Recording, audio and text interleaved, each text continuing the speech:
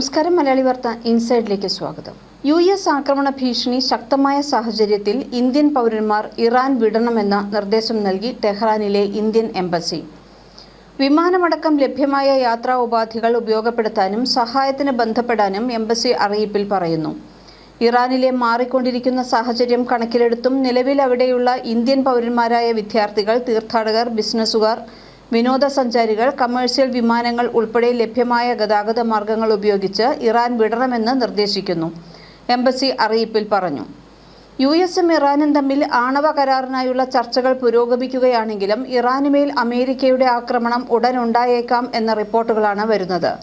ഇതിന്റെ പശ്ചാത്തലത്തിലാണ് ഇന്ത്യക്കാർക്കായി എംബസി നിർദ്ദേശം പുറപ്പെടുവിച്ചിരിക്കുന്നത്. എല്ലാ ഇന്ത്യൻ പൗരന്മാരും അതീവ ജാഗ്രത പാലിക്കണമെന്നും പ്രതിഷേധങ്ങളോ പ്രകടനങ്ങളോ നടക്കുന്ന സ്ഥലങ്ങൾ ഒഴിവാക്കണമെന്നും ജനുവരിയിൽ നൽകിയ മുൻ നിർദ്ദേശം എംബസി ആവർത്തിച്ചു. ഇറാനിലെ ഇന്ത്യൻ എംബസിയുമായി ബന്ധം നിലനിർത്താനും പ്രാദേശിക മാധ്യമങ്ങളിലൂടെ ഏറ്റവും പുതിയ വിവരങ്ങൾ അറിയാനും എംബസി നിർദ്ദേശിച്ചിട്ടുണ്ട്. ആണവ കരാർ സംബന്ധിച്ച കടുത്ത ഭിന്നതകൾ ഇപ്പോഴും നിലനിൽക്കുക തന്നെയാണ്. എങ്കിലും ഇറാനും അമേരിക്കയും തമ്മിലുള്ള അടുത്തഘട്ട ചർച്ചകൾ വ്യാഴാഴ്ച സ്വിറ്റ്സർലൻഡിലെ ജനീവയിൽ വെച്ച് നടക്കും. ഒമാൻ വിദേശകാര്യമന്ത്രി Sayyid Badr bin Hamad Al ബുസൈദിയാണ് ചർച്ചാ വിവരം സ്ഥിരീകരിച്ചത്. മേഖലയിൽ അമേരിക്ക സൈനിക വിന്യാസം ശക്തമാക്കുന്നതിനിടയിലാണ് നിർണായകമായ ഈ നയതന്ത്ര നീക്കം. നിലവിൽ ഒമാന്റെ മധ്യസ്ഥതയിലാണ് ചർച്ചകൾ പുരോഗമിക്കുന്നത്. ഈ മാസം 6-ന് ഒമാൻ തലസ്ഥാനമായ മസ്കറ്റിലും 17-ന് ജനീവയിലും നടന്ന പരോക്ഷ ചർച്ചകൾക്ക് ശേഷമാണ് ഇപ്പോൾ നേരിട്ടുള്ള ചർച്ചകളിലേക്ക് ഇരു രാജ്യങ്ങളും കടക്കുന്നത്. ഇരു രാഷ്ട്രങ്ങൾക്കുമിടയിൽ ഭിന്നത തുടരുമ്പോഴും പ്രതീക്ഷയുണ്ടെന്ന് ഇറാൻ വിദേശകാര്യമന്ത്രി അബ്ബാസ് അരാക്ചി പറഞ്ഞു. US ഉയർത്തുന്ന സമ്മർദ്ദത്തിന് മുന്നിൽ തലകുനിക്കില്ലെന്ന് ഇറാൻ വ്യക്തമാക്കിയിരിക്കുകയാണ്. ഇറാനെതിരെ കൂടുതൽ യുദ്ധസന്നാഹങ്ങൾ അമേരിക്ക തുടരുന്ന സാഹചര്യത്തിലാണ് ആണവ കരാർ സാധ്യത മുന്നിൽ കണ്ടുകൊണ്ട് ഇരു രാജ്യങ്ങളും ജനീവയിൽ ചർച്ചയ്ക്ക് ഒരുങ്ങുന്നത്. യുറേനിയം സമ്പുഷ്ടീകരണ തോത് കുറയ്ക്കാനും അന്താരാഷ്ട്ര ആണവോർജ സമിതിക്ക് ചുവടെ ശക്തമായ നിരീക്ഷണ സംവിധാനം ഒരുക്കാനും സന്നദ്ധമാണെന്ന് ഇറാൻ മധ്യസ്ഥ രാജ്യങ്ങളെ അറിയിച്ചു. യുറേനിയം സമ്പുഷ്ടീകരണം ഇറാന് പുറത്തേക്ക് മാറ്റണമെന്ന നിർദ്ദേശം രാജ്യത്തിന്റെ അന്തസ്സിന് ചേർന്ന ഒന്നല്ല എന്ന് വിദേശകാര്യമന്ത്രി അബ്ബാസ് അരാക്ചി പറഞ്ഞു. തദ്ദേശീയമായി വലിയ വില നൽകി വികസിപ്പിച്ചെടുത്ത ആണവ സാങ്കേതികത ഇറാന് ഏറെ വിലപ്പെട്ട ഒന്നാണെന്നും അദ്ദേഹം വ്യക്തമാക്കി. അമേരിക്കയുമായി ആണവ കരാർ സംബന്ധിച്ച് ഭിന്നത തുടരുന്ന സാഹചര്യത്തിൽ ജനീവ ചർച്ച കൂടുതൽ നിർണായകമാകും. കരാറിന്റെ പ്രാഥമിക കരട് 2-3 ദിവസത്തിനുള്ളിൽ തയ്യാറാകുമെന്നും അത് ജനീവയിൽ അമേരിക്കൻ പ്രതിനിധികൾക്ക് കൈമാറുമെന്നും ഇറാൻ വിദേശകാര്യമന്ത്രി സയ്യിദ് അബ്ബാസ് അരാക്ചി അറിയിച്ചു. അമേരിക്കൻ പ്രസിഡന്റ് ഡൊണാൾഡ് ട്രംപിന്റെ പ്രത്യേക പ്രതിനിധി സ്റ്റീവ് വിറ്റ്കോഫുമായി താൻ കൂടിക്കാഴ്ച നടത്തിയേക്കാം എന്നും അദ്ദേഹം സൂചിപ്പിച്ചു. 2015-ലെ ആണവ കരാറിനേക്കാൾ മികച്ചതും ലളിതവുമായ ഒന്നാണ് ഇത്തവണ ലക്ഷ്യമിടുന്നതെന്ന് ഇറാൻ വ്യക്തമാക്കുന്നു. സമാധാനപരമായ ആണവ പരിപാടിക്കുള്ള അവകാശവും ഉപരോധങ്ങൾ നീക്കലുമാണ് ഇറാന്റെ പ്രധാന ആവശ്യങ്ങൾ. അതേസമയം ചർച്ചകളിൽ നിന്ന് പ്രോത്സാഹജനകമായ സൂചനകൾ ലഭിക്കുന്നുണ്ടെന്ന് ഇറാൻ പ്രസിഡന്റ് മസൂദ് പെസഷ്കിയാൻ പറഞ്ഞു.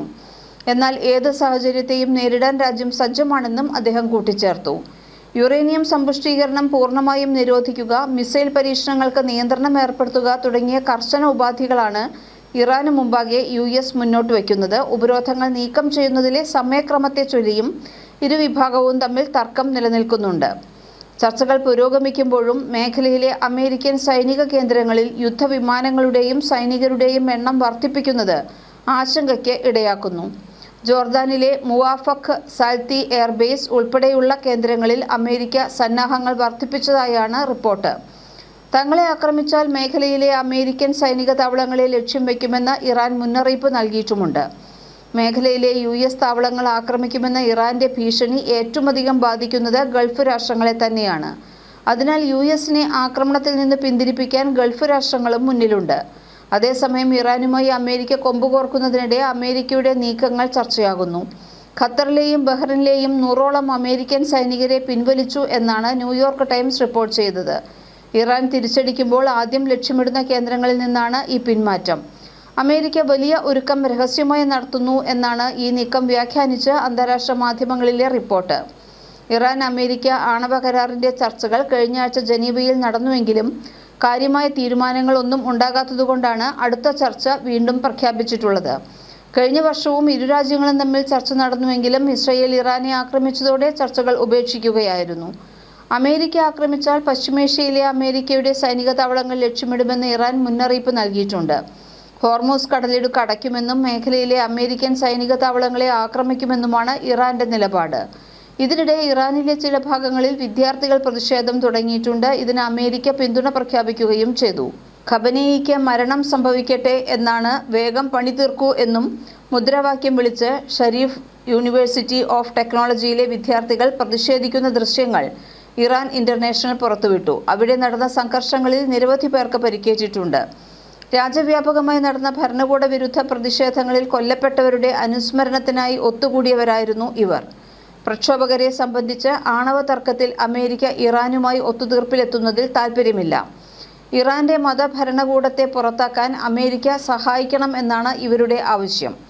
ഇറാനുമായി തമ്മിൽ കരാർ ഉണ്ടാക്കുന്നത് അനിശ്ചിതാവസ്ഥയിലായ സാഹചര്യത്തിൽ ഇറാന്റെ നേതാക്കളെ വകവരുത്തുന്ന നടപടിയിലേക്ക് അമേരിക്ക പോയേക്കും എന്നാണ് റിപ്പോർട്ട്. അമേരിക്കൻ താൽപ്പര്യങ്ങൾക്ക് വഴങ്ങിയില്ലെങ്കിൽ ഖമനേയിയെയും മകൻ മുജ്തബയെയും പുരോഹിത നേതൃത്വത്തിലെ പ്രമുഖരെയും വകവരുത്താനാണ് ട്രംപിന്റെ നീക്കമെന്ന് അമേരിക്കൻ മാധ്യമമായ ആക്സിയോസും റിപ്പോർട്ട് ചെയ്തു.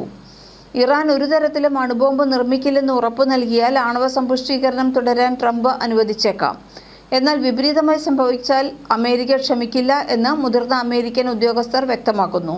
മിഡിൽ ഈസ്റ്റിൽ 2003 ഇറാഖ് അധിനിവേശത്തിന് ശേഷമുള്ള ഏറ്റവും വലിയ സൈനിക വിന്യാസമാണ് അമേരിക്ക ഇപ്പോൾ നടത്തിക്കൊണ്ടിരിക്കുന്നത്. ഇറാന് പരമാവധി 15 ദിവസത്തെ സമയം അനുവദിച്ചിട്ടുണ്ടെന്നും ഇതിനിടെ കരാർ ഉണ്ടാക്കിയില്ലെങ്കിൽ ആക്രമിക്കുമെന്നുമാണ് പറയുന്നത്. ബോർഡ് ഓഫ് പീസ് സമ്മേളനത്തിൽ